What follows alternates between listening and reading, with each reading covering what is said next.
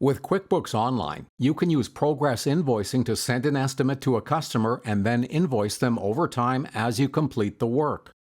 Let's go over how to turn on progress invoicing, invoice for part of the estimate, and then run a report to monitor the progress of all your open estimates.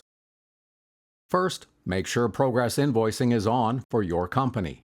Select Settings, then Accountant Settings, then select the Sales tab and Progress Invoicing.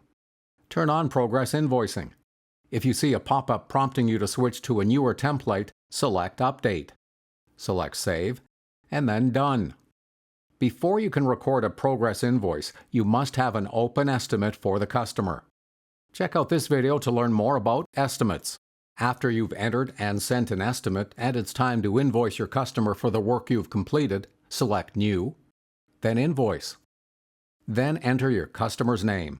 Here you'll see any open estimates, billable expenses, and time or other items you can invoice your client for. You'll see basic information about the estimate, like the date you issued it and the total dollar amount. Select Open if you want to take a closer look at the estimate. To invoice your customer for the estimate, select Add.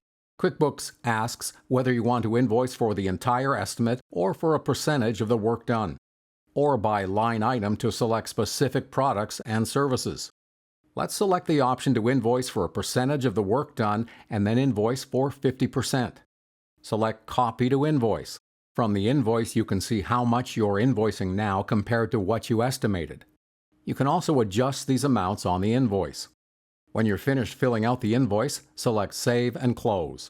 You can monitor your estimates and what percentage you've invoiced. Select Reports. Under Standard Reports, run the Estimates and Progress Invoicing Summary by Customer report.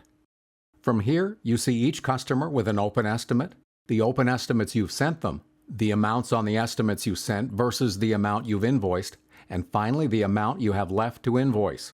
Use progress invoicing to invoice your customers for work as you complete it over time.